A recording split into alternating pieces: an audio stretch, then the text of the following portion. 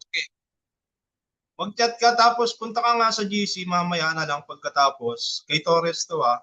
Di ka pa nakakapag-answer dun sa student list. Kailangan ko kasi makuha yung email mo para organize tayo. Parang ikaw na lang yata ako.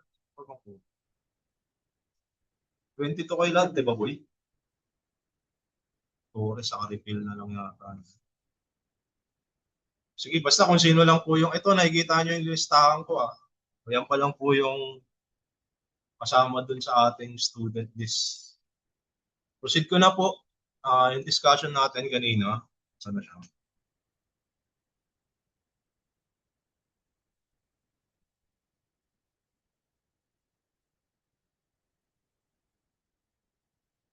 Ayan. So kanina po, na-discuss na natin itong UTP.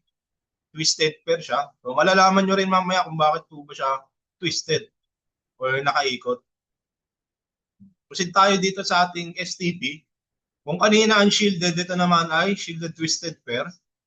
Although UTP cable is the least expensive cable, record na mga, record na, it may be susceptible to radio and electrical frequency interference. So it should not be too close to electric motors, fluorescent lights, etc. If you must place a cable in environment with lots of potential interference, or if you must place cable in extremely sensitive environment that may be susceptible to the electrical current in the UTP, STP or shielded twister pair may be the solution. Shielded cable can also help to extend the maximum distance of the cables.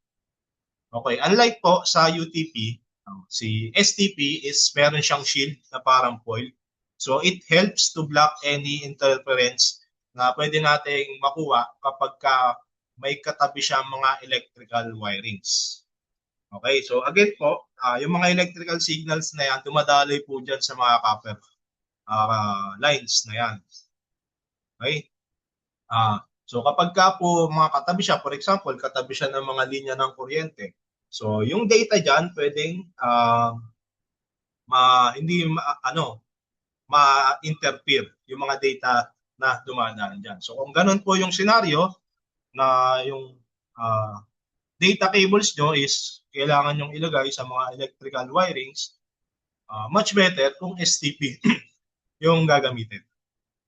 Yun nga lang, mas expensive siya kaysa dun sa UTP kasi may balot pa siya na ganyan na parang foil na tinatawag na. Okay?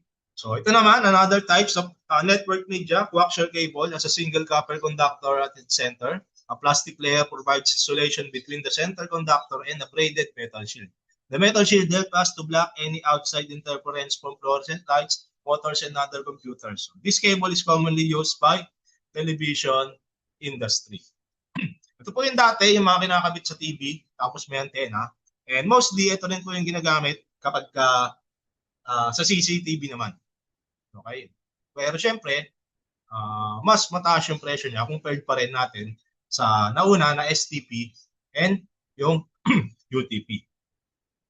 And then, ito naman po yung itsura niya. Ayan, familiar naman kayo siguro sa ganito. And then lastly, network media natin, fiber optic cable, consists of a central glass core surrounded by several layers of protective materials, transmit lights rather than electronic signals, eliminating the problem of electrical interference. Okay, this makes it deal for certain environments that contains a large amount of electrical interference. So, gaya nga ng explanation natin kanina, kapag po tayo ay gumagamit ng UTP, STP at sa coaxial cable, ang dumadaloy po doon, the signal is electrical signals. So, dito po kapag fiber optic na yung gamit natin, it uses light. Light signal na siya, hindi na po electrical signal. So, ang ating optic, fiber optic is glass, made of glass. So, yung lights po na ginagamit natin, yung ilaw na ginagamit dyan is flashing lights. So, 1010, parang on-off. Doon po siya dumadaan sa glass. So, hindi na po siya copper. Okay, so, mas mabilis po yung pag-transfer ng data pagka light po yung ginagamit natin. Okay? Tapos, ito naman, wireless naman. So, syempre, kasama rin sa network. More and more networks are operating without cables in the wireless mode. Wireless LAN use high-frequency radio signals, infrared light beams, or lasers to communicate between the workstations, servers, or hubs. So each workstation and file server on a wireless network has some sort of transceiver / antenna to send and receive the data. So ito, hindi na natin kailangan gumamit ng any kinds of wires. So gamit na lang siya ng high-frequency radio signals. Yan naman po. So wireless networks are great for allowing laptop computers, portable devices, or remote computers to connect to the LAN. Ano to? Ba't wala akong clearance for great LAN? Clearance muna. Tagal ba to?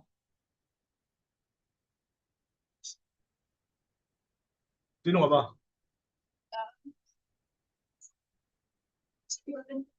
Pinakapon po.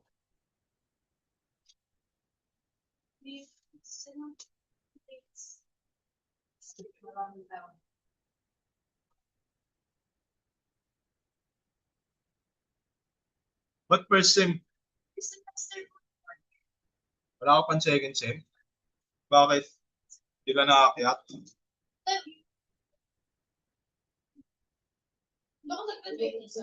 Wala, ayoko tao.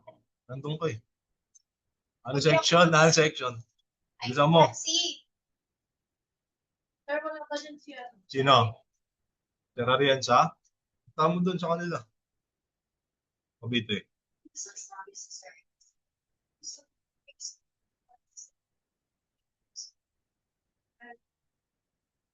Sa GC niyo po siya mismo. Kasi pero sa mga sir, gano'n lang yung 421 IT? Hindi. 412, wala kang 41. 421? Ayun na, meron na ako. Para mo rin eh. Papag-range ka ba? So, yes, sir. Nasa Alvera. May clearance na to pareho. Meron, sir. Second sem to. Second sem. Ikaw talaga, Beloria, buntis ka talaga. Hindi mo alam kung ano Sir, wait, wait. kinukuha mo. Di ba walang SFT na subject? Hindi ko alam sa'yo. Sir, Hindi ko nga alam. Kung kumukuha ka ng grades, meron ka na pala.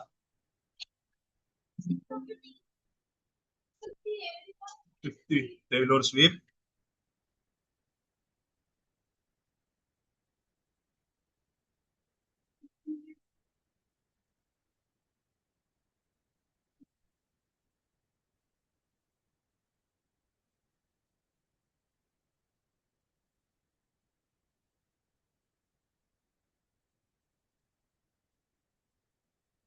Oh!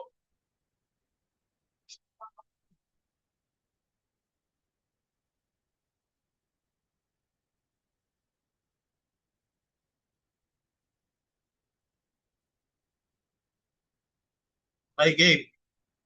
So ito po, yung wireless kanina, okay na yan. So RJ45 naman tayo, stands for registered jacks. So yun po yung meeting ng RJ.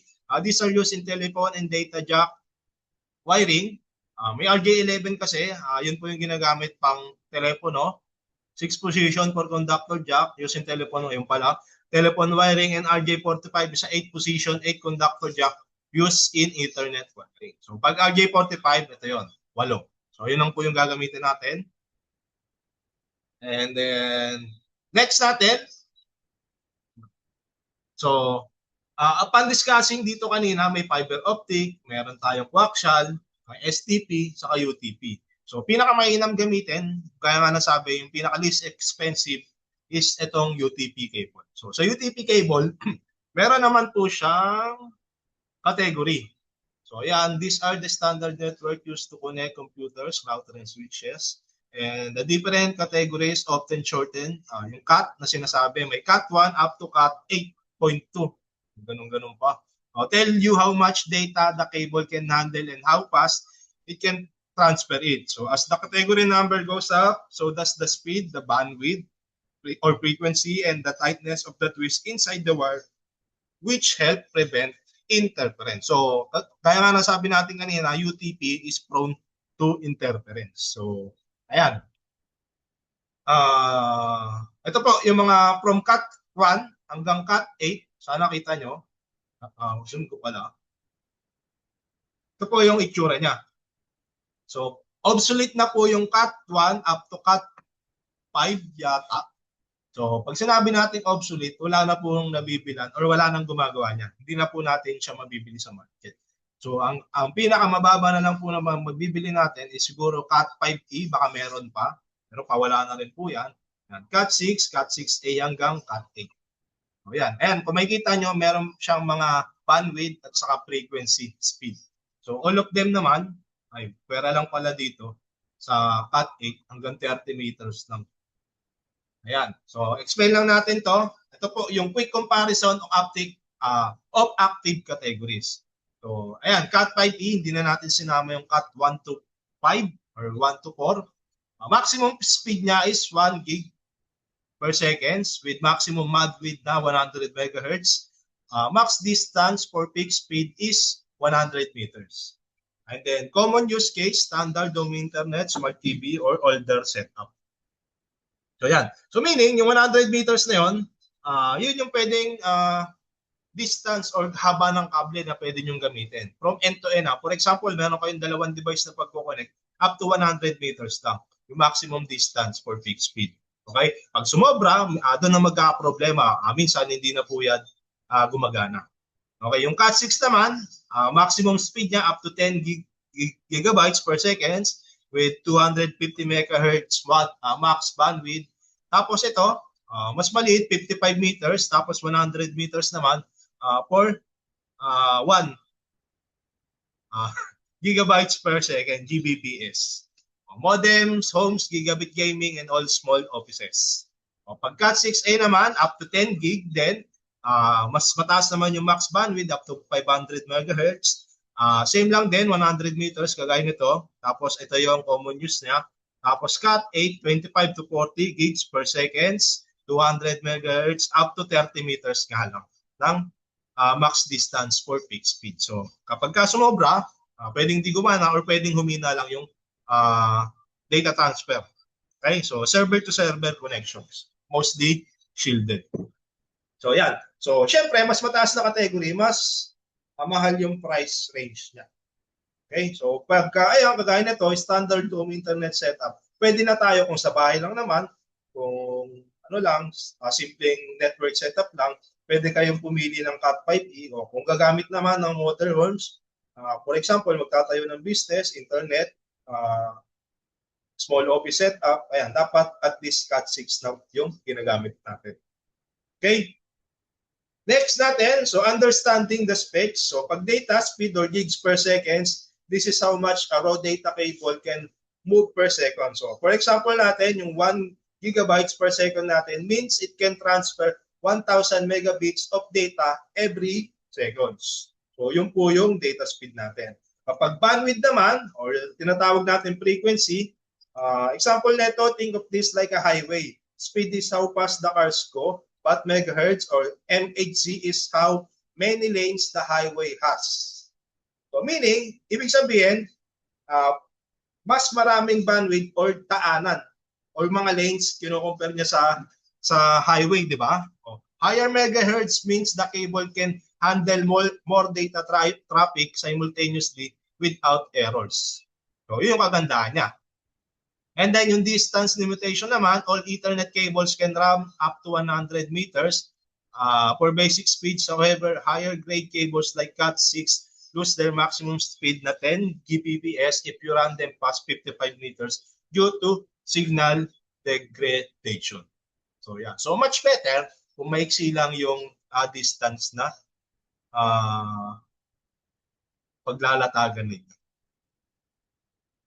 Yan. So bakit naman po naka-twist yung mga wires natin sa ating mga UTP?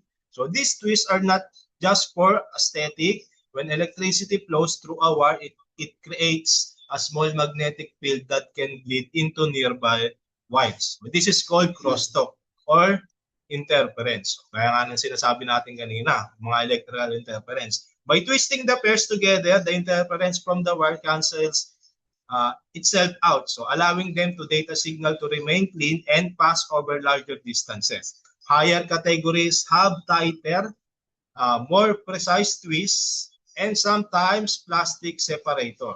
Called as spline to keep the pairs physically isolated. Okay? So yan, kanina yung mga sinasabi natin, may mga category pa siya. So ibig sabihin, kapag much mahigpit yung twist niya, doon tumataas yung categories niya para maiwasan natin yung crosstalk or interference na nangyayari habang tumatawid yung mga electrical signals doon sa wires ng ating UTP cable. Okay? So yan, meron kayong questions bago tayo mag-proceed dito sa wiring standards for RJ45? May gusto bang magtanong? Nandiyan pa ba kayo? Pa-thumbs up nga po kung nandiyan pa or kung naririnig pa ako. Yes, sir. Dito pa sir. Hindi. Tama pa rin? Ayos ka.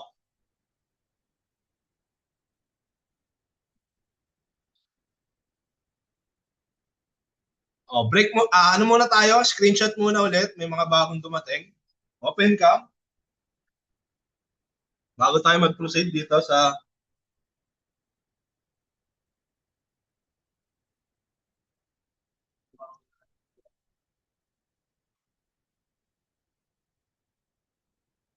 visual na. Okay ka ba? What can sir? 4A. Hindi kita maalala. Pero mo sir, Olivar. Wala akong ganun estudyante.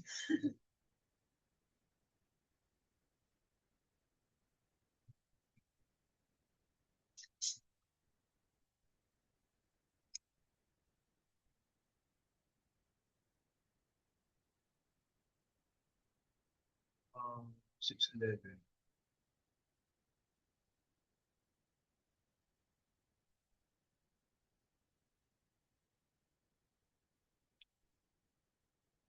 Second sem. Baka mo 4A.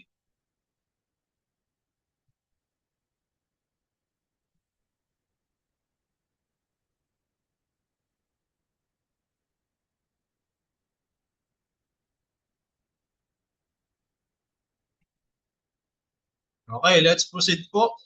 Wala na kayo itatanong, no? Proceed na po tayo dito. So ayan, na-explain na po natin yung mga network media na gagamitin. Ngayon, pwede na tayo mag-proceed kung paano ba tayo mag-create ng yung mga ganito.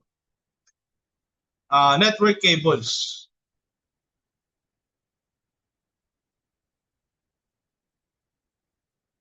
Nakita na ba ulit yung screen?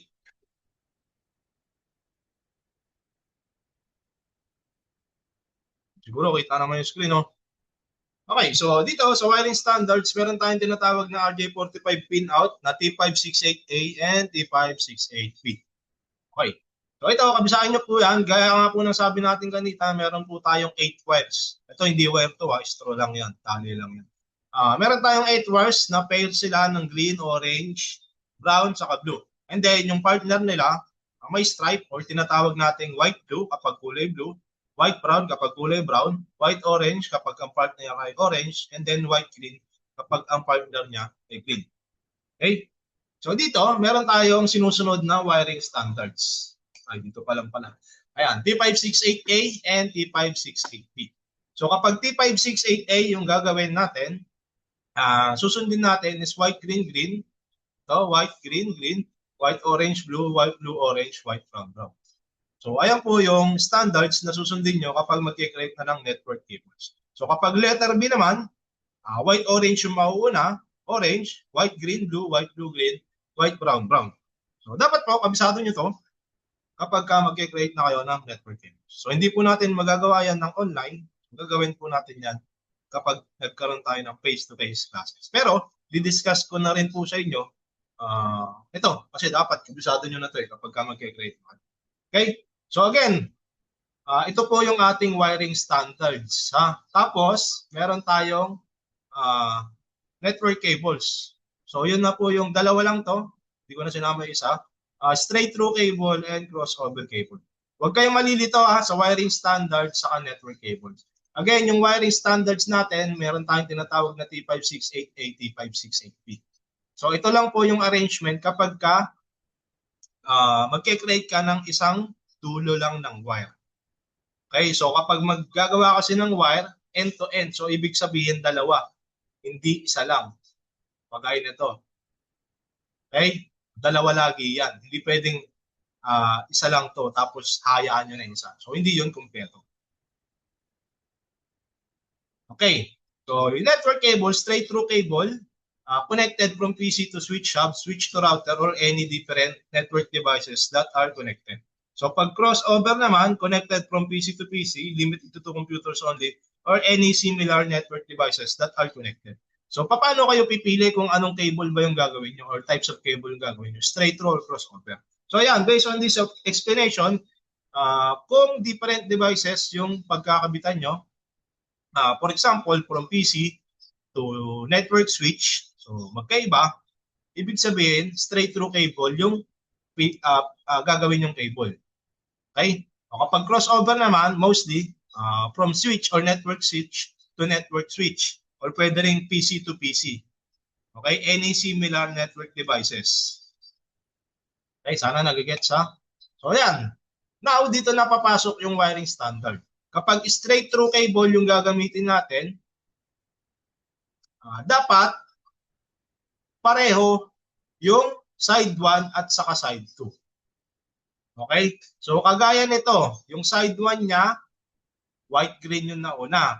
Yung side 2 niya, yung side 1 niya, nandito pa lang tayo white orange yung nauna, yung side 2 niya, white orange din yung nauna. So ibig sabihin, pareho sila ng wiring standards. Now, questions. So sa ganitong wiring standards, anong letter kaya to? Letter A or letter B?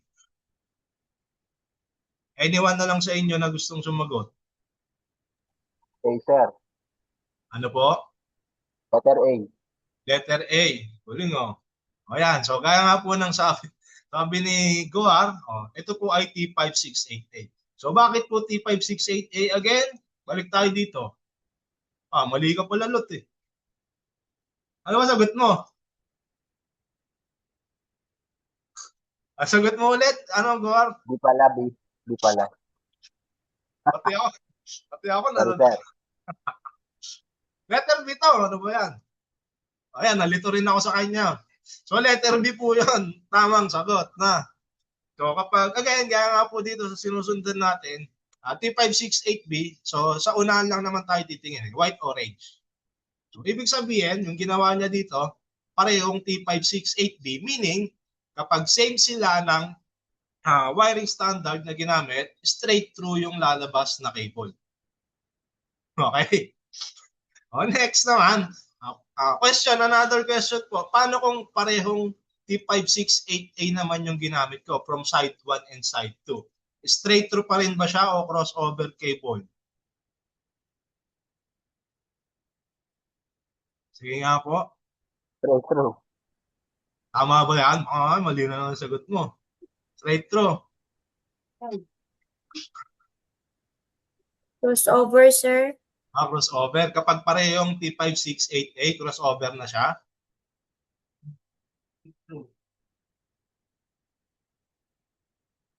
Okay, so ang tamang sagot, yung sagot ni Guar, straight through pa rin po. Okay? So, straight through siya kasi kapag mag-create tayo ng straight through cable, either sa dalawa, basta same na wiring standard. So, for example, ito nasa first example natin, sa taas, straight through cable siya. Yung side 1, T568B, yung side 2, T568B pa rin. Kung papalitan natin siya ng T568A pareho, side 1, kung ginawa natin A2, kung ginawa natin A2, straight through pa rin siya. So, ibig sabihin, A sa A, straight through, B sa B, straight through.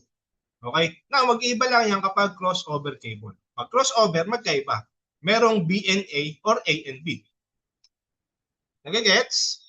May mga nalilito po dito based po sa mga dating naturuan na natin. Nalilito po sila mag-identify ng wiring standards sa network types of network cables. Sana dito malinawan kayo, ha? Okay? So yan, based on our example, ito ay T568B, same sila ng side 1 and 2. So ang magiging kable niya is straight through cable. Okay, kung crossover naman yung gagamitin, dapat magkaiba, A sa B, yung side 1 and side 2 niya. Okay? Nagagets po ba ng lahat? Or may naguguluhan? May naguguluhan ba dyan? Okay, mukhang wala naman po. Now, another example to. Ayan, iba naman. So ito parang ano na, pinakita na sa inyo kung bakit tinawag siyang straight through sa crossover. Okay, so ito po yung side 1 natin. Ito yung pin out niya. 1, 2, 3. Wala lang number. 1, 2, 3, 4, 5, 6, 7, 8. Same din dito. So kaya siya tinawag na straight through cable kasi kung papansin niyo yung white green na nasa side 1, number 1 pa rin siya sa side 2. Yung number 2 na green sa side 1, number 2 pa rin siya sa side 2. And so on and so forth. Kaya po straight through cable yung tinawag sa atin. Hindi po sila nagpalit ng pwesto. Now, pagdating naman sa crossover, dito, nagkapalit-palit na sila ng pwesto. Pagdating dito sa side 2. Okay, yung number 1 niya sa side 1, magiging number 3 sa side 2. Okay, tapos yung number 2 niya sa side 1, magiging number 6. Wala lang numbering sa side 2. So, ganun. No? Kaya po, dyan po kinuha yung pangalan ng dalawang kable na yan. Okay? So now, paano naman po natin malalaman kung gumagana yung gagawin or ginawa nating network cable? So, yung demonstration, hindi ko magagawa yan ng online. Gagawin na lang natin yan kapag paste. So, yung iba sa inyo, mostly naman sa inyo, marunong na nito. Di good for you. Yeah. So, gagamit po tayo ng network, dito. Cable net, LAN cable tester. Ayan, testing network cable. Ito po yung ginagamit natin para ma-identify natin kung every pin na ginawa natin dito is connected pa rin dun sa magkabilang dulo. So, for example, ayan, di ba, na-terminate na natin yung RJ45. So, isang linya yan, putol lang sa picture. So, lalagay natin siya sa kabila ng tester and then lalagay din natin siya sa kabila. So, again, meron tayong ditong light indicator na may number 1 to 8. Tapos, ito is letter G, ground lang po yan. And then, same lang din dito. May kita kayong RJ45 plus RJ11.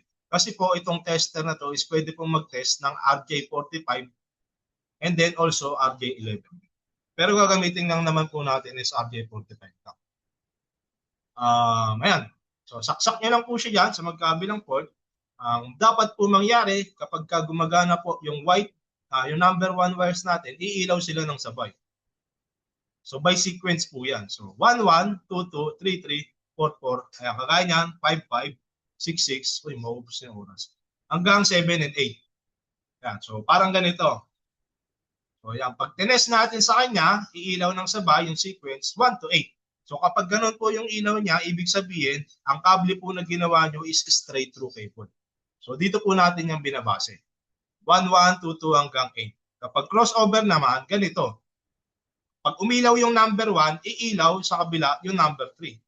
Pag umilaw yung number 2, iilaw sa kabila yung number 6. Mabali ang sequence nito, 3, 6, 1, 4, 5, 2, 7, 8. Pag umilaw yung 1, mauuna yung 3. Pag umilaw yung 2, mauuna yung 6. Iilaw naman yung 6 sa kabila. Dito naman yan binase. Okay? Yun po yung crossover. So meaning, ang wiring standard na ginamit nyo, T568A saka T568B. So ganun po mag-check ng crossover cable. Now, paano naman kung hindi umilaw lahat? So ibig sabihin, mali kayo ng terminate ng RJ45. Hindi nyo na-connect yung RJ45 dun mismo sa wires. So malalaman natin yan kapag kayo na po mismo yung nag-create ng network cable. So sa face-to-face na po natin. So yun, sakto. Less than 10 minutes na lang yung meeting natin. 8 minutes actually. Ayun na po yung ating discussion for today. Next week, tingnan natin. Mag-chat na lang ulit ako sa GC kung anong di-discuss natin. After this, punta ko kayo ng Google Classroom. Punta kayo ng classwork.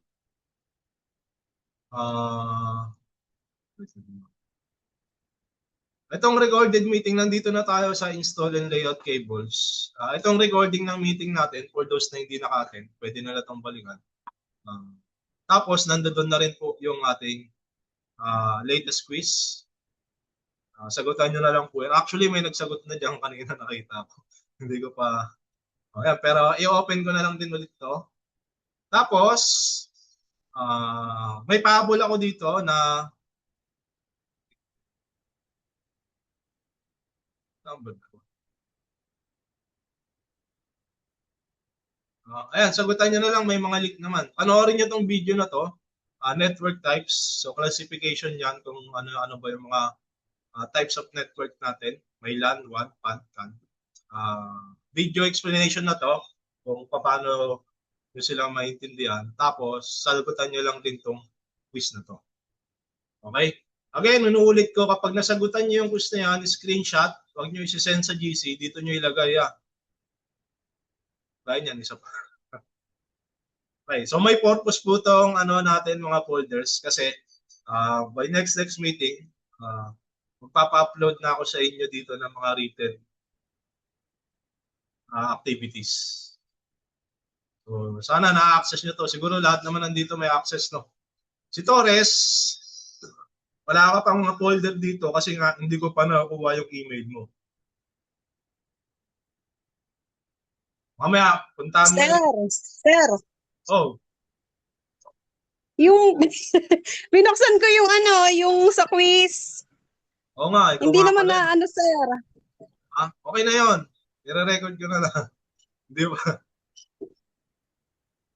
Ang nakalagay sir nung binuksan ko, ano ba nakalagay? This form is no longer accepting response. Close ko muna kasi sinagot. Sorry, sir. May nagsagot kasi, isa pa lang, hindi pa ako nag-discuss. Okay. Ngayon, Okay. ngayon ko lang ulit i-open after this meeting. Okay po. Pero kung nasagutan mo na, ikaw ba yung kanina, okay na yon kasi limit to 1 Hindi po ako sir. Kasi yata. Ngayon nga lang ako nag-open sir eh. Nung sinabi niyo eh. Okay. Sige, pag nag-end ko to, saka ko lang siya i-open. Tapos may pahabol ako isang quiz doon. Basta tignan nyo na lang dito sa classroom natin. Question and answer, meron pa po. Habang may nagtatanong pa, open ng cam. Last screenshot tayo.